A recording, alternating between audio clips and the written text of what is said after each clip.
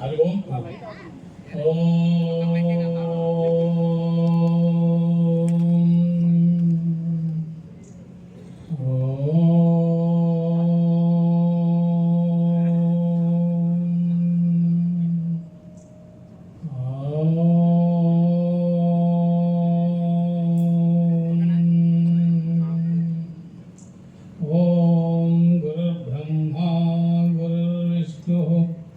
गुरुर्देवो महेश्वरः गुरु साक्षात् परब्रह्म तस्मै श्री गुरवे नमः।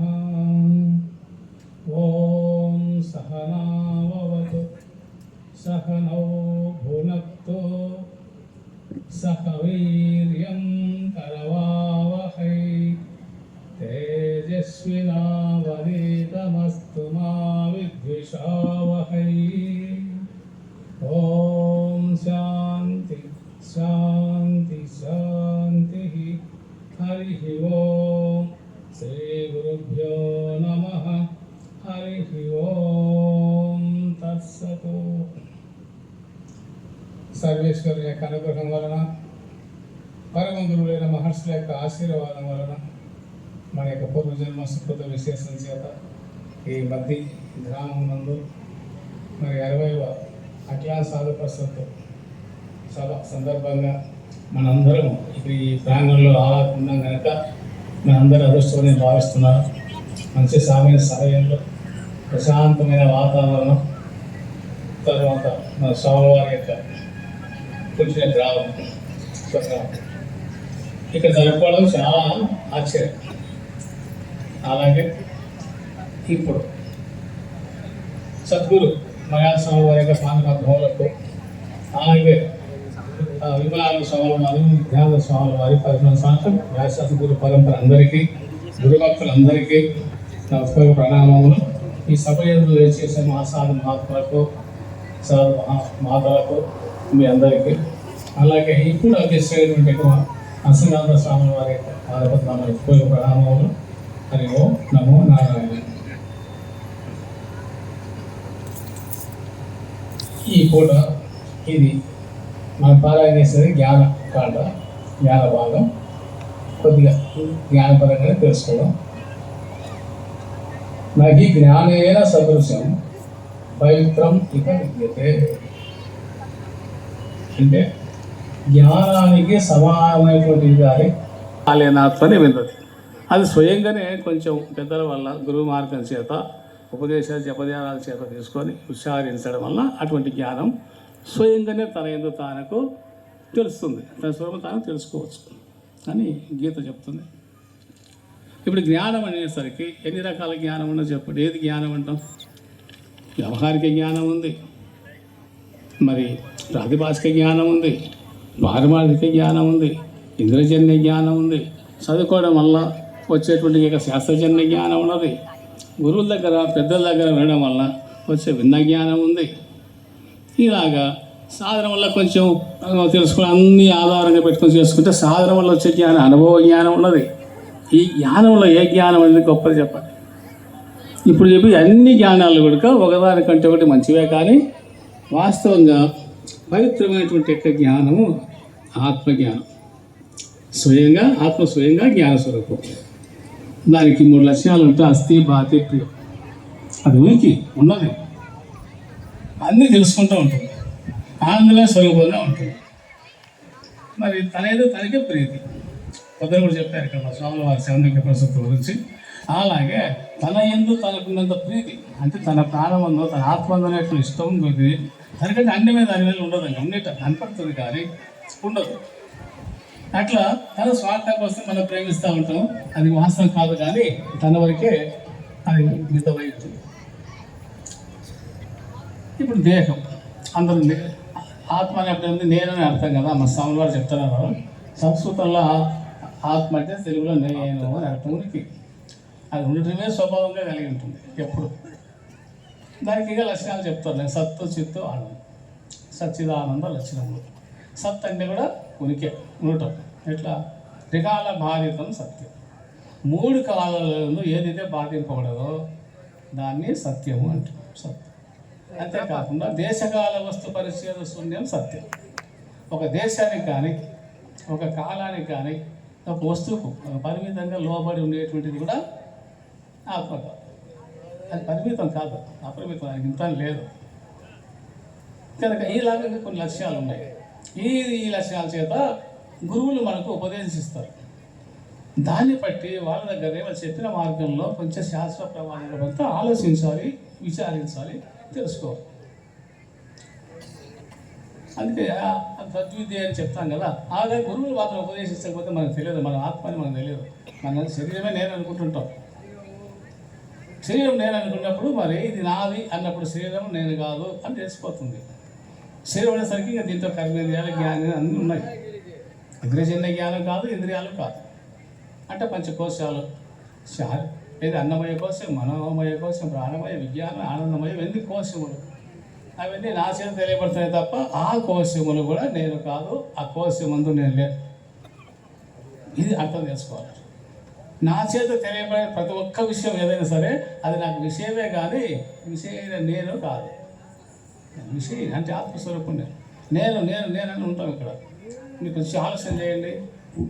ఏ విషయం మనమే తెలుసుకుంటున్నామా, మన లోపల ఇంకొకరుండి తెలుసుకుంటున్నారా? అంటే మన లోపల ఇంకొకరుండి తెలుసుకున్నట్టు మనకి ఏమైనా అనుభవాలు ఉన్నాయా?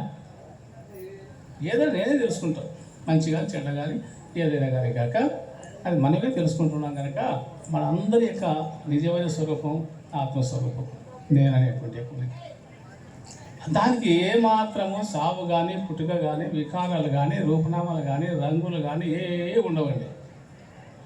ఉండవని ఎవరు చెప్తున్నారండి? నేనే, నాకే తెలుసు. నాకు ఆ రంగులు లేవు, సావు పుట్టుక లేవు, వికారం కూడా లేవు, ఎరగమరుపులు కూడా అక్కడ ఉండవు. కనుక అది కేవలం ఎప్పుడు అనుసూతంగా జ్ఞానమే స్వరూపంగా ఉంటుంది. అన్నీ తెలుసుకుంటూ సాక్షిగా ఉంటుంది, సర్వసాక్షిగా కూడా ఉంటుంది. దాన్ని ఆత్మ అంటే అటువంటి జ్ఞానం గొప్పది. దాంతో సమానమైన జ్ఞానం ఇంకా ఇంత చెప్తే కదా, ఏ జ్ఞానాలైనా సరే అవన్నీ తను కాదు, దానికి సమానం కాదు, అంత పవిత్రమైనవి కావు, శాశ్వతం కూడా కావు. అవి అనిత్యం, కొంతకాలం ఉంటాయి, పోతాయి. కానీ నేననే ఆత్మస్వరూపం ఎప్పుడూ ఉంటుంది. ఎప్పుడు ఉన్నాం? ఇప్పుడు చిన్నప్పుడు ఉన్నాం, చిన్నప్పుడు విషయాలన్నీ మనకు తెలుసు. ఇప్పుడు వయసులో ఉన్నాం, అప్పుడు తెలుసు. ముసలిలో ఏమైనా విషయాలు తెలుసు. అన్ని విషయాలు నాకు తెలుస్తాయి తప్ప ఏ విషయాలు అయితే ఉన్నాయో అవి నేను దానికి సాక్షిగా, వేరుగా, అనుసూతంగా, ఆధారంగా ఉండాలనే జ్ఞానం వాటికి లేదు. దేహానికి కానీ ఇంద్రియాలకు కానీ అలాగే దేహేంద్రియ ప్రపంచం మొత్తం కలిస్తే కూడా నన్ను తెలుసుకోలేదు. నువ్వు ఇంద్రియాల చేత నేను తెలియబడను. ఇంద్రియ నాకు తెలుసు, నాకనే తెలుసు, నేను జ్ఞానమే స్వరూపం కదా అని నాకు తెలుస్తాయి తప్ప అన్ని కలిసి నన్ను తెలుసుకోలేవు. అటువంటి జ్ఞానం అది. ఆ జ్ఞానం తెలుసుకున్నటువంటి యొక్క స్వరూపంతో మనమే స్వరూపం కనుక మనకంటే వేరుగా లేదు. దైవం కూడా మనకంటే వేరు లేదు కదా. వేరుకుంటే మనం ఆయన వేరే మన వేరే అనుకుంటాం. అందువల్ల ఆ పరమాత్మ కూడా జీవుని కంటే దేవుడు వేరు కాదు, రెండు ఒకటే. ఏదో దేహ ఉపాధి వల్ల జీవుడు అంటున్నాం. ఈ దేహం వదిలిపెట్టి ఆలోచన చేసినట్టయితే అంతటా ఉండేటువంటి పరమాత్మకు దేవుడు అని పేరు. దేవుడు ఉత్తర గీతల కృష్ణుడు ఏం చెప్తాడంటే ఈ జ్ఞానం గురించి, ఎత్ర ఎత్ర మృతో జ్ఞాని తత్ర తత్ర పరమం పదం, అది కృష్ణుడు చెప్పిందే. ఈలాగా తెలుసుకొని ఆత్మస్వరూపం తానే తెలుసుకునే జ్ఞాని ఎక్కడ దేహం వదిలిపెట్టినప్పటికీ, ఏ విధంగా వదిలిపెట్టినప్పటికీ, ఎట్లా వదిలినప్పటికీ ఆ ఆత్మకు ఏమాత్రం కళంకం లేదు. అది నిత్యం ముక్త స్వరూపం. ఇంతవరకు బంధం లేదు, బంధం లేదు, రాదు, మోక్షం కూడా రాదు. బంధం ఉండేవాడికి మోక్షం, బంధం లేని దానికి మోక్షం లేదండి. బంధం మోక్షాలు రహితం, త్రిగుణాలు లేవు, అక్కడ గుణమే లేదు కదా. అందువల్ల ఈ స్వరూపం తెలుసుకోవాలి. ఆత్మకి ఎటువంటి హాని కలగదండి. మన స్వరూపానికి ఉనికికి ఏం హాని కలగదు. దేహం లేనప్పుడు మాత్రం బాధపడతాం. దేహం లేనప్పుడు దేహానికి వృద్ధి చేసిన నాశనాలు ఉన్నాయి, సావు పుట్టుకలు ఉన్నాయి, అన్ని రకాల ఈతి బాధలన్నీ ఉన్నాయి. ఈ దేహానికి ఉన్నప్పుడు నాతోనే ఆ బాధ తీసుకుంటాం. అది వాస్తవం కాదండి. వాస్తవంగా ఆత్మకు లేదు. అందుకే కృష్ణుడు చెప్పేది, ఎక్కడ మొత్తం ఏ విధంగా దేహం వదిలిపెట్టేటప్పటికీ జ్ఞానం అయినటువంటి వాడు, తెలిసినటువంటి వాడు దానికి కలంకం లేదు. చిన్న ఉదాహరణ చెప్తాను, ఉపమానం. ఇప్పుడు ఆకాశం బయలు ఉందనుకోండి, దాన్ని కొంచెంసేపు ఊరికి ఆత్మగా అనుకోండి, అది ఆత్మ కాదనుకోండి, అనుకోండి. సూక్ష్మ స్వరూపం అంతటా వ్యాపించి ఉంటుంది. అలాగే ఆత్మ కూడా అంతటా ఉంటుంది, అందరిలో ఉంటుంది, కనిపించకుండా సూక్ష్మరూపం మహాసూక్ష్మరూపంతో ఉంటుంది. ఈ ఆకాశాన్ని మహా ఆకాశం అంటారు. అట్లే మన ఇంట్లో కూడా ఖాళీ ప్లేస్ ఉంటుంది కదా, ఇప్పుడు మఠాలు గురువు చెప్పారు మఠాకాశం అని పేరు వచ్చింది. మఠం ఉన్న ఇంట్లో ఒకటే. ఇంట్లో ఉన్న బయలు బయట బయలు రెండు ఉన్నాయా, ఒకటి ఉన్నదా? చుట్టూకేమో రెండులా కనపడతాయి. ఇంట్లో బయలు చిన్నది, బయట బయలు పెద్దది. కానీ ఘటాకాశానికి మహాకాశానికి మహాకాశానికి రెండో కనపడతాయి, కానీ వాస్తవంగా రెండు లేవు, ఒకటే. అవి విభజింపవల్లే, రెండు ముక్కలేం చేయలే. అది విభాగింపశక్యం కానీ బాగా చేయడానికి రాదు ఆత్మస్వరూపం. మరి ఇంట్లో చిన్నదైతే చిన్న బయలు, పెద్దదైతే పెద్ద విషయం, పెద్ద ప్రాంగణం ఉంది, చాలా విషయాలు ఉంది పెద్ద. అంతేకాని అది ఇంటికి పెట్టేటువంటి పేరే చిన్నది పెద్దది, కానీ బయలు కాదండి. దేహం చిన్నది సీమ ఉంటుంది, ఏనుగు ఉంటుంది. చిన్న దేహం పెద్ద దేహం, దేహాలు పెద్దవి చిన్నవి ఉంటాయి, కానీ అక్కడ ఉన్నటువంటి ఆత్మ మాత్రం ఎందరో మహానుభావులు ఎక్కతొక్క లేకుండా, నాశనం లేకుండా చూసారా. తర్వాత ధ్యానమే స్వరూపమై అంతటా సుస్వరూపం ఏది అంటకుండా నిర్లేపంగా ఉంటుంది. అట్లే